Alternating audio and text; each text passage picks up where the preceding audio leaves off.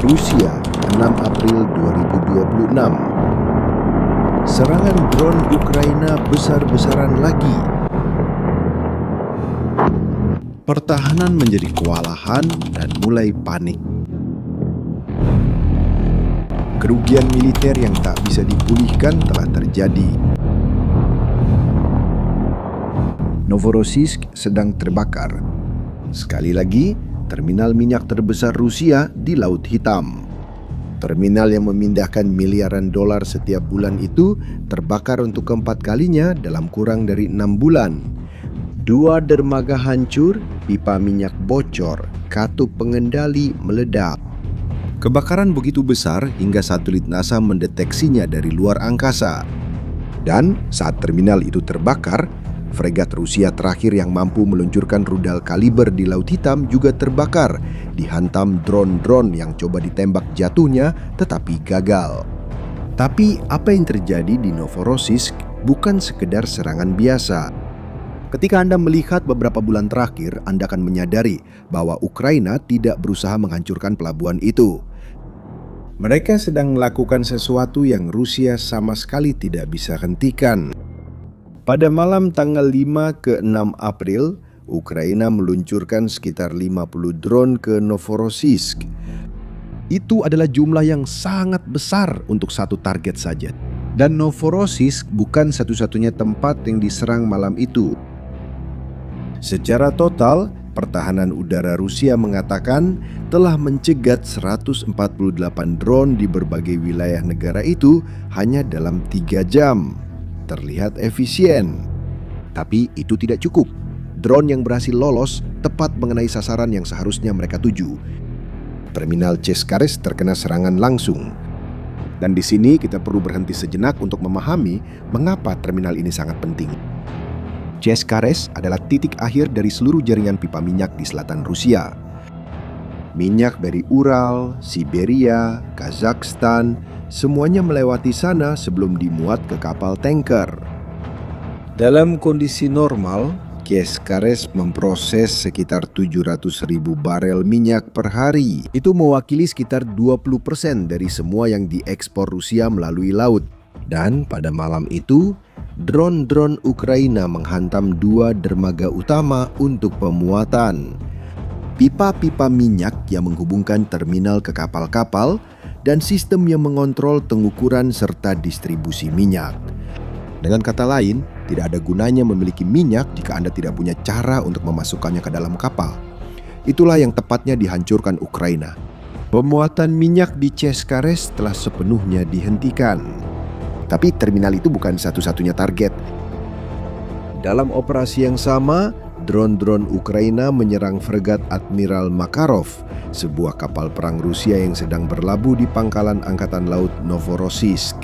Fregat itu adalah, atau dulunya, salah satu kapal terpenting yang masih dimiliki Rusia di Laut Hitam.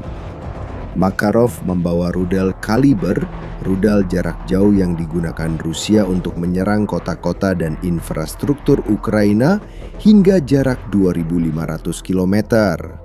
Ini adalah rudal yang terbang rendah di dekat permukaan tanah, sangat sulit untuk dicegat, dan membawa hampir setengah ton bahan peledak. Agar Anda mendapat gambaran tentang apa yang dilakukan rudal-rudal ini, hanya pada bulan Maret 2026 saja, Rusia meluncurkan 138 rudal ke Ukraina. Rudal-rudal itu menghantam gedung-gedung tempat tinggal, jaringan listrik, dan rumah sakit. Lebih dari 300.000 rumah tinggal kehilangan listrik di wilayah Chernihiv setelah satu serangan saja. Setiap kaliber yang ditembakkan dari kapal seperti Makarov dapat menghancurkan seluruh gedung. Jadi ketika Ukraina berhasil menyingkirkan fregat tempur seperti itu bukan hanya kemenangan militer, tapi juga berarti satu peluncur rudal lebih sedikit yang diarahkan ke kota-kota penuh warga sipil, dan itulah yang benar-benar mereka lakukan. Citra satelit telah mengonfirmasi 2 hantaman langsung pada Makarov. Yang pertama menghantam area tempat peluncur rudal kaliber berada. Yang kedua mengenai haluan, bagian depan kapal. Video serangan itu yang dipublikasikan oleh Komandan Pasukan Drone Ukraina memperlihatkan momen tepat ketika fregat tersebut menembakkan rudal pertahanannya sendiri ke arah drone yang mendekat. Rudal-rudal itu meluncur ke atas dan meleset. Drone-drone itu terus maju dan mengenai sasaran. Pertahanan udara, salah satu kapal perang paling canggih Rusia di Laut Hitam, gagal menjalankan satu-satunya tugas yang seharusnya ia lakukan. Masih dalam operasi yang sama, Ukraina menyerang platform minyak Sivash di Laut Hitam. Rusia telah mengubah platform tersebut menjadi pangkalan untuk radar pertahanan udara. Dan cara Ukraina menyerang sangat mengesankan. Drone laut berlayar menuju platform tersebut berfungsi sebagai kapal induk sungguhan. Kapal otonom yang membawa drone-drone yang lebih kecil menempuh jarak jauh dan kemudian meluncurkannya ketika mereka mendekati target. Drone yang lebih kecil kemudian menyerang radar. Ini adalah jenis taktik yang tampak seperti fiksi ilmiah, tetapi sedang terjadi sekarang dalam pertempuran nyata. Dan pikirkan apa artinya ini dalam prakteknya. Tanpa radar-radar itu, Rusia kehilangan mata pertahanan udaranya di wilayah tersebut. Dan tanpa pertahanan udara, jalan terbuka untuk serangan berikutnya. Ukraina tidak hanya menghancurkan, tapi juga sedang membuka jalan untuk menghancurkan lebih banyak lagi. Dan disinilah bagian yang benar-benar menarik dimulai, karena tidak ada yang baru dari semua ini. Ukraina sudah pernah melakukan semua ini sebelumnya. Terminal yang sama, kapal-kapal yang sama, kota yang sama. Dan disitulah cerita ini berubah dari serangan tunggal menjadi sesuatu yang jauh lebih besar. Mari kita mundur sedikit. Kenapa? Ketika Anda meletakkan peristiwa-peristiwa itu berdampingan, strateginya menjadi jelas. Pada November 2025, Ukraina menyerang Cheskhares untuk pertama kalinya dengan kekuatan penuh. Mereka merusak terminal, melumpuhkan operasi, dan menyebabkan kebakaran besar. Rusia menghabiskan waktu berminggu-minggu untuk memperbaikinya. Mereka menginvestasikan jutaan untuk perbaikan. Mereka memulihkan kapasitas pemuatan. Apakah itu berhasil? Berhasil. Untuk sementara waktu. Pada bulan Maret 2026, Ukraina kembali menyerang lagi. Kali ini menghancurkan 6 dari 7 lengan muat terminal, peralatan yang memindahkan minyak ke dalam kapal tanker. Tanpa alat-alat itu, pelabuhan sama sekali tidak bisa beroperasi. Seluruh pelabuhan berhenti beroperasi. Dan dalam serangan yang sama, drone menyerang fregat Admiral Essen, salah satu dari sedikit fregat dengan kaliber di Laut Hitam. Kerusakan pada Essen begitu parah sehingga, menurut sumber Ukraina, kapal tersebut kehilangan kemampuan untuk meluncurkan rudal kalibernya. Masih menurut sumber-sumber tersebut, kebakaran di atas kapal berlangsung selama 18 jam. Rusia memperbaiki Cheskhares lagi. Mereka menghabiskan berminggu-minggu lagi dan jutaan lagi. Dan pada bulan April, Ukraina kembali lagi. Target yang sama, kehancuran yang sama. Kali ini, mereka juga menyerang Makarov, fregat terakhir dengan kaliber yang tersisa.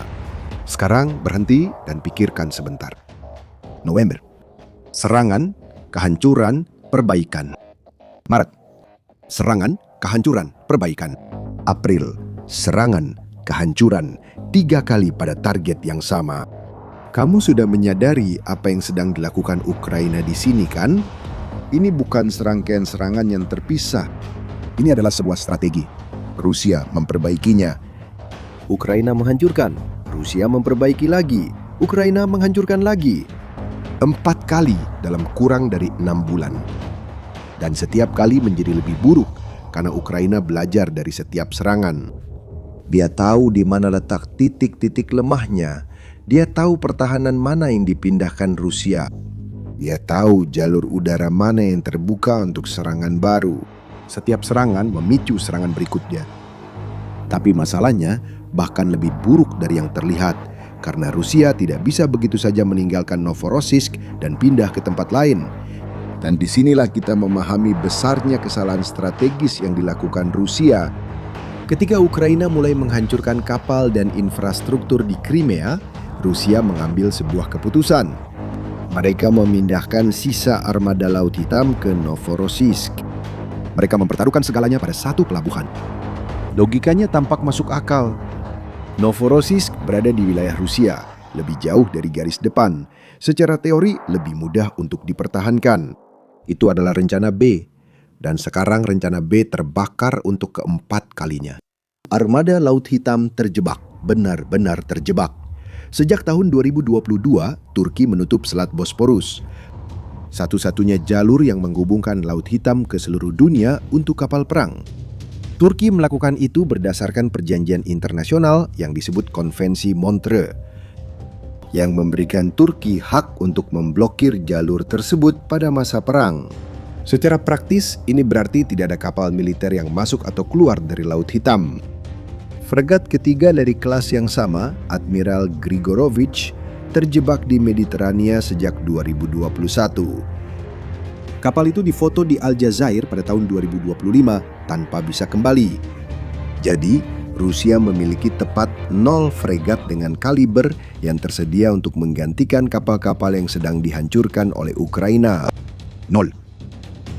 Dan armada itu sudah dalam kondisi compang-camping sebelum serangan-serangan terakhir ini. Rusia kehilangan Moskva, kapal terbesar dan terpenting di armada yang dikenal sebagai kapal bendera, pada bulan April 2022 tenggelam oleh rudal Ukraina. Dan Rusia butuh hampir 4 tahun untuk secara resmi mengakui bahwa kapal itu ditenggelamkan oleh Ukraina. Makarov mengambil alih posisi sebagai kapal bendera setelah itu. Sekarang kapal itu juga rusak. Secara total, sekitar setengah dari kapal armada Laut Hitam telah dihancurkan atau rusak sejak awal perang. Dan yang paling ironis adalah bahwa semua ini dilakukan oleh sebuah negara yang tidak memiliki angkatan laut. Kapal-kapal yang tersisa tidak bisa keluar ke laut lepas karena akan menjadi sasaran. Mereka juga tidak bisa bersembunyi di Novorossiysk karena Ukraina menyerang pelabuhan itu setiap bulan.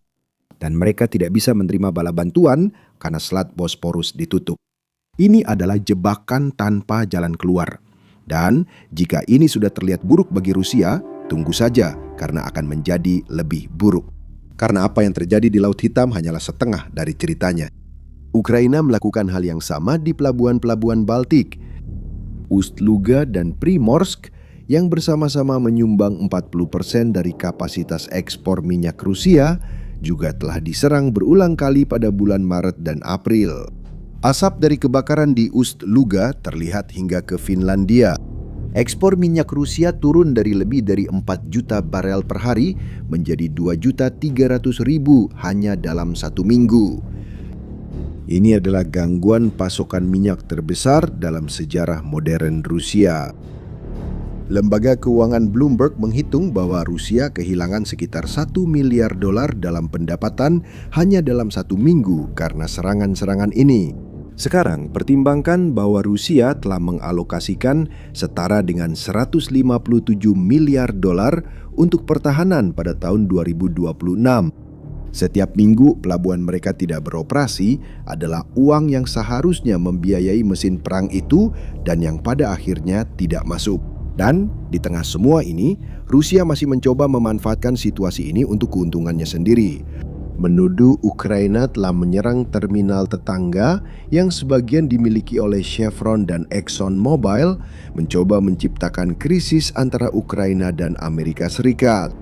Namun Kitra satelit membuktikan bahwa targetnya adalah terminal Rusia, bukan terminal Amerika. Sementara itu, Zelensky mengusulkan gencatan senjata timbal balik di sektor energi pada hari yang sama dengan serangan itu.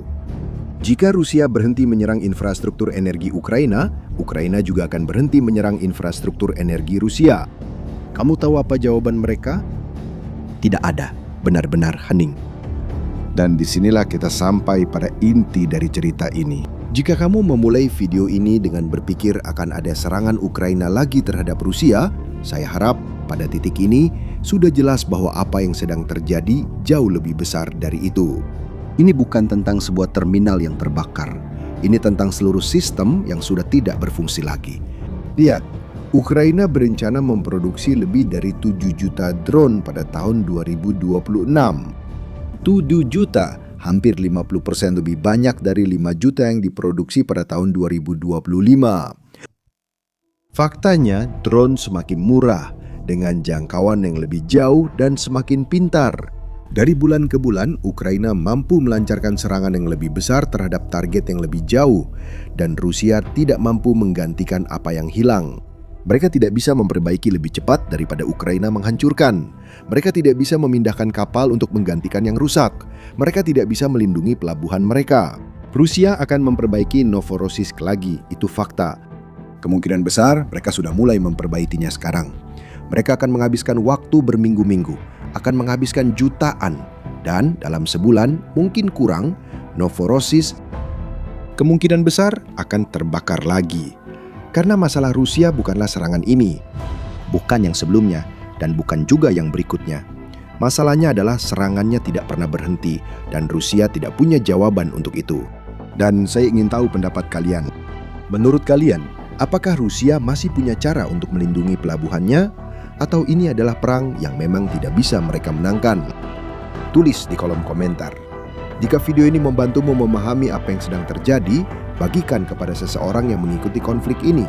Dan jika kamu belum berlangganan channel ini, silakan subscribe dan aktifkan lonceng notifikasinya agar tidak ketinggalan video berikutnya. Terima kasih sudah menonton, sampai jumpa di video selanjutnya.